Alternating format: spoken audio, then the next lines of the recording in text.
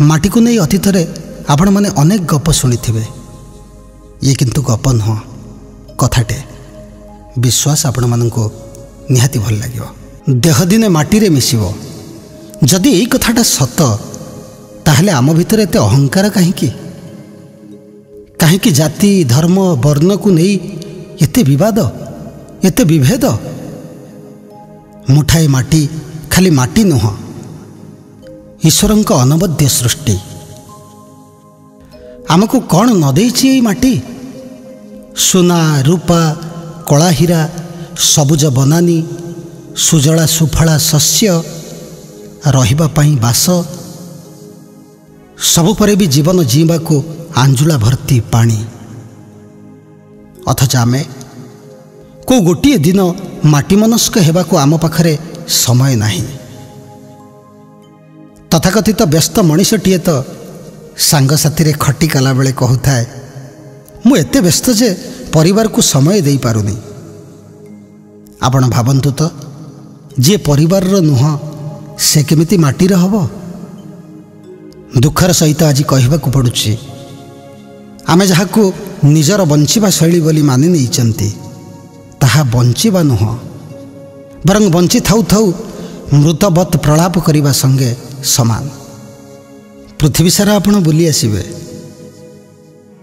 श्रीक्षेत्र को छाड़ी आउ कौटी स्वर्गद्वार पाइबेनी किंतु जेतबेले मनुष्यटे गाँ माटी को भल पाई शेष जीवन गाँव में बितेइबा को चाहे सेतेबेले गाँ मशाणी तापई स्वर्गद्वार पलटि जाए।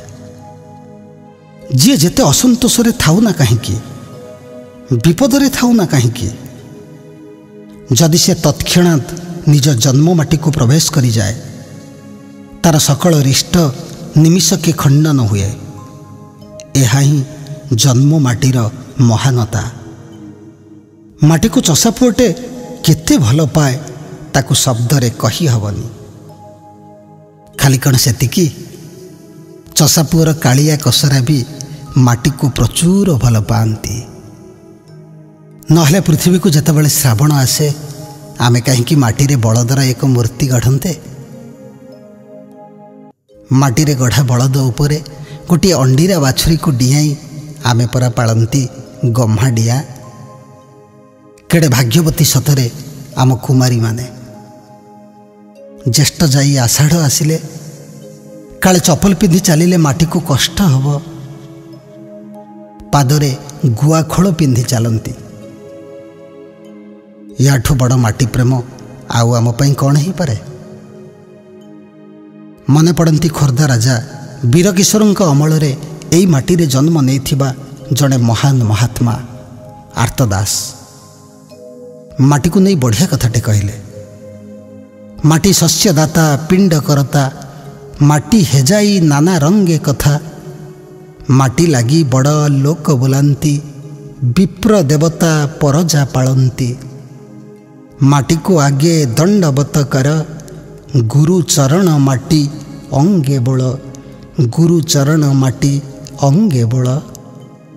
केवल आर्तदास आज भी अनेक ग्रामांचल रे माटी कूद पूजा हेबा विधि को अस्वीकार करि हबनी।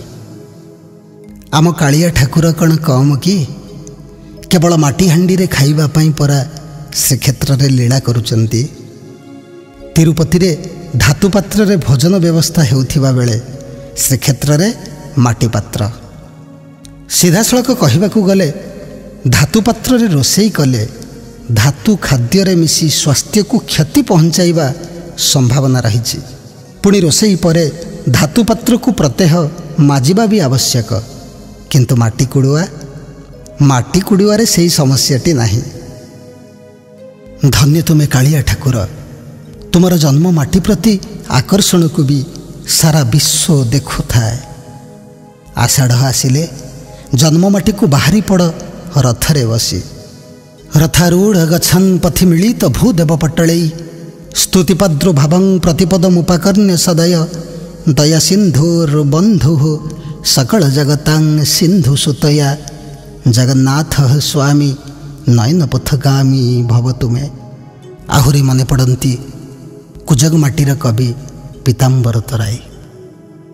नदीर कड़ू आनिली बंधु दिझोड़ी ओदा माटी गढ़िली बसी दी दिन जाए पुरुष नारी दीटी तापरे जाई नदीर धारे फिंगिली गोटी गोटी परदिन मु दरंडी हेली माटी तो खाली माटी माटी तो खाली माटी माटी तो खाली माटी माटी प्रति प्रेम अतुट रहो ये माटी को 100 प्रणाम।